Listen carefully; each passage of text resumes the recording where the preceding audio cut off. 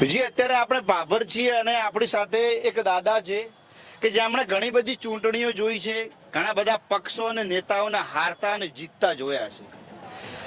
દાદા, વાવની પેટાની ચૂંટણી છે, શું લાગી રહ્યું છે માહોલ? બીજેપી.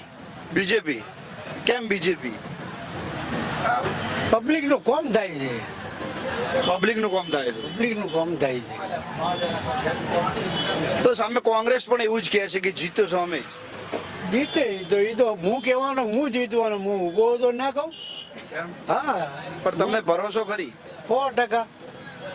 100%. 5 થી 10,000 વોટે જીતશે તરુપજી. 5 થી 10,000 વોટ. હા. દાદા, મારે તમારે એક જાતિકરણ સમીકરણ મારે મેચ કરવું છે તમારા જોડેથી. આ ચૌધરી સમાજ કે જે વરેલો છે ભાજપને ને એમાં જ માવજી કાકા ઊભા છે, તો શું લાગે છે આ વોટ કોના બગાડે છે કે જીતે છે માવજીભાઈ કે? કોઈના કોઈ વોટ બગાડતા નથી. જે ભાજપને મોને છે એ ભાજપને જ વોટ આપવાના, નહીં મોને એ તો આપવાના જ નથી. કાકો, સમાજ જો માવજીભાઈ સાથે જતો રહે તો એમના 40,000 ઉપર વોટ છે. સમાજ કોઈ દિવસ એક ના થાય.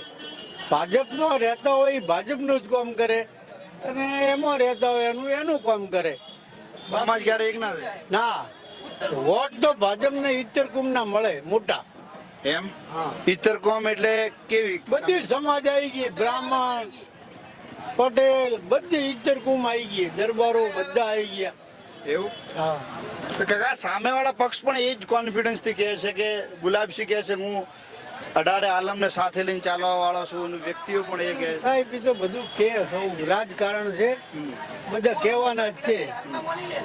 બાકી તો જીત તો સ્વરૂપજીની છે. સ્વરૂપજી. સ્વરૂપ. દાદા, તમે ભાજપના એટલા ફેન છો, કયો એવો સારામાં સારો સૌથી વધુ કામ તમને પ્રિય લાગ્યો હોય એ કયો કામ છે?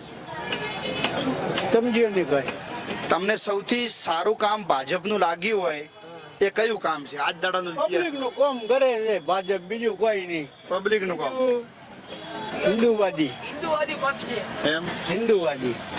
હિન્દુવાદી પક્ષ. હા.